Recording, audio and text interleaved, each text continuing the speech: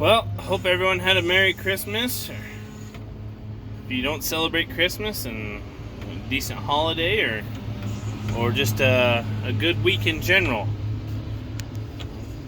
Trying to get some hay ground up. I'm gonna stop and move my chute real quick. That way I don't have to jump out later. Alright, so I got my chute changed.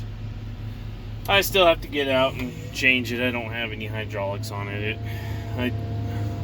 I just turned the governor off on the tub, and the tub will stop moving, and then I can kind of change it.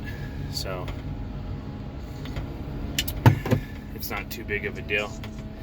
Just trying to get some of this stuff ground up. We didn't have a lot of time today, but I was out of hay, and I've been grinding that last of that wheat hay up right there that I bought.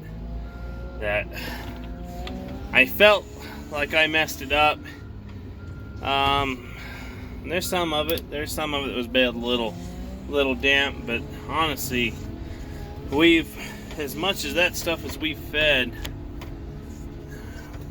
there was the majority of it was really, really good hay. It was actually a kind of a steal on the deal with the quality of it.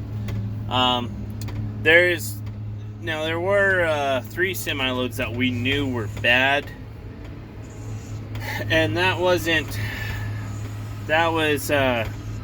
due to the fact that stuff was baled up dry. But what happened is, right after we baled it, it rained like that night, and it rained a lot.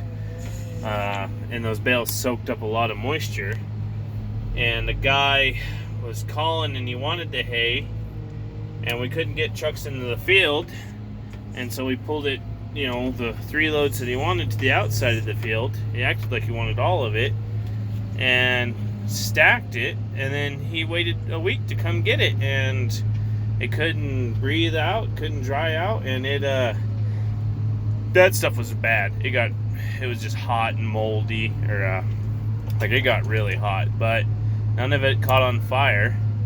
It just had a lot of moisture in it, and it couldn't dry out. Oops. That's why you don't let the employees on the phone. There we go. They do stupid stuff like that, trying to make YouTube videos. But anyway, and I got that thing sitting on an incline anyway, so it's not hard to move it.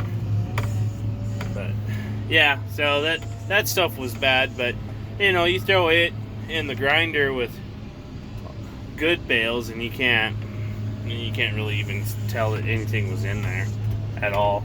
So it worked out really well. It was good hay, but we're pretty much out of it now. Got a little bit left. So I know I really haven't made any videos here in the loader. I made a video when I first got it, but I just never put it up. Been a really, really good machine, and it's actually treating us a lot. It's treating me a lot better than I thought it would. I knew it would be good to have it, but for loading feed truck, it has just been awesome. And I loaded 1 hay truck the other day. This is the first time I loaded hay with it. So, very excited that we went ahead and stepped out there with the purchase. It's just been night and day, the speed that we got going on in the morning for feeding, because everything's full. We're feeding a lot of calves right now, and it takes quite a while in the morning to feed. I mean, it's 4 hours probably just to feed. So and that's that's the bucket, got a big 3-yard bucket on it. So I mean, you're doing kind of 1 bucket per commodity, and there's not a lot of back and forth like there is in the skid steer, and there's it's not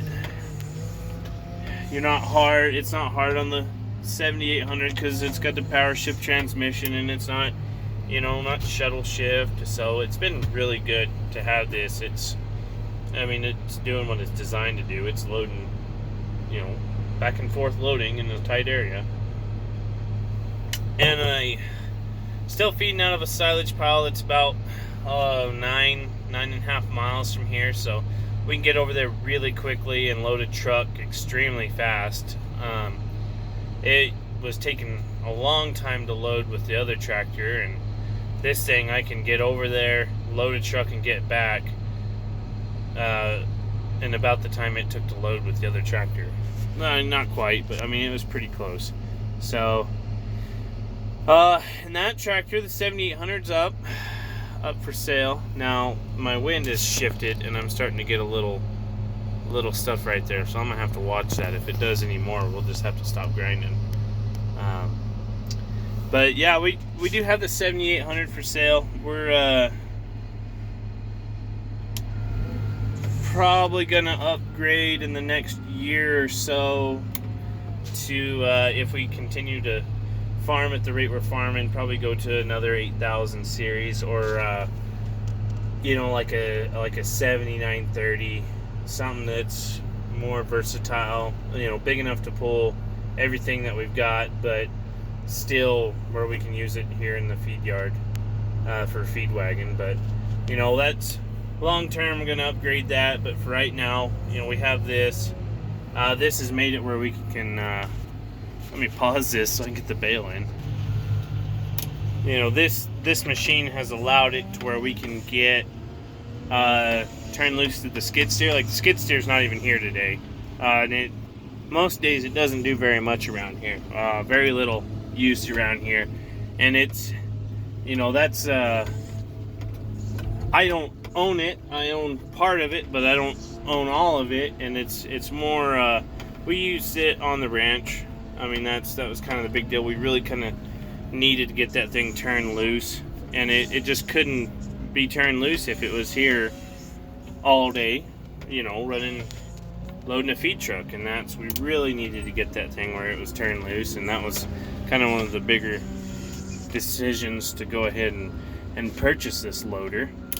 So that's been great. We do have another skid steer. It's our old original Bobcat, and I mean, she's pretty worn out. We kept it because there's a lot of places that we can get into with it that we can't with the other skid steer. But for like drilling post holes and stuff like that, the Cat is just night and day difference what we can do with it. So yeah, it's really nice for cleaning out barns and stuff like that. So we kept it, but it's pretty worn out. It's rough. So yeah, we just needed to get that where we could turn it loose. So you know, if we probably, I don't know exactly what we're gonna do this summer. Looks like my bale's sitting in there not turning. I'll go put this one in real quick. I finally got her in there. That bottom one just stopped turning. So anyways, yeah, that's kind of what's been going on. We got the little wagon, and we got some old cows. We're gonna start feeding some silage too that I bought from the ranch. I had bought some old cows last year, and these ones I'm gonna calve out, and then I'll just strip the calves off midsummer and sell them. I won't even rebreed them or anything, but I'm gonna feed them silage. So we got the auger out of the wagon. We're replacing some bearings that I lost in it last year and just never got a chance to redo it. Might redo some of the floor pan in it. It doesn't need really much. Just needs those two bearings. So then this tractor, for some reason, I don't know what it is, but I keep popping the fuse to the tack. But I've had trouble with the light switch came apart. Like, all that plastic assembly that holds the tack and everything in there kind of junk. So I got the new stuff. I'm gonna pull that apart and get it fixed, because I think I don't know what's going on, like whether it's because that light switch keeps falling apart and it's causing a short somehow and it's taking out the tack, or what's going on, or I probably have a problem somewhere else, and it, you know, it's never done it before, but it's done it twice now, and it's just popping little 10 amp fuse.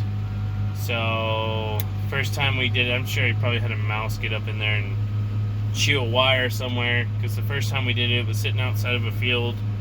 We were going to rake hay, and I turned it on and drove like 10 feet, and then the tach turned off, and yeah.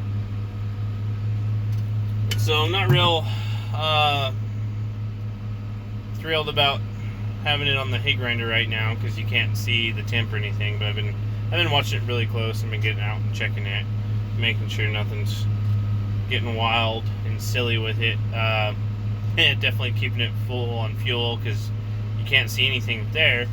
But yeah, that's kind of what's going on. That thing needs a little bit of work, and then it'll go on the feed wagon. The 83 is sitting on a Gopher machine right now. I need to kind of do some work to it and get it where we're going to use it on some prairie dogs.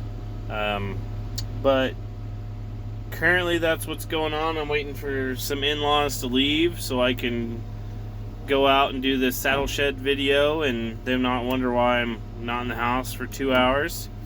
So we don't have to explain that to them. They know I make videos, but it's still one of those things that just not really a conversation I want to have with them. So waiting for them to go home. They're going to go home Sunday. So it's been great having them around. I'm not complaining about that. It's just kind of a weird kind of thing to have to talk to people about. So yeah, this loader, I'll do a video on it sometime. You know, it's a loader. It's been staying very busy, so that's kind of whole idea behind it. And I'll definitely get those performance beef videos done, like what I like loading everything, because I think if you're gonna feed calves, it's definitely it's helped me out tremendously. It's amazing what it's done for me.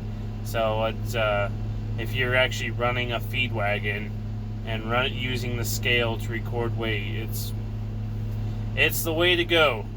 Just it saves so much time. It's such a better deal than doing it by hand. But anyways, I will leave you there, and I will catch you on the next one. So thanks for watching.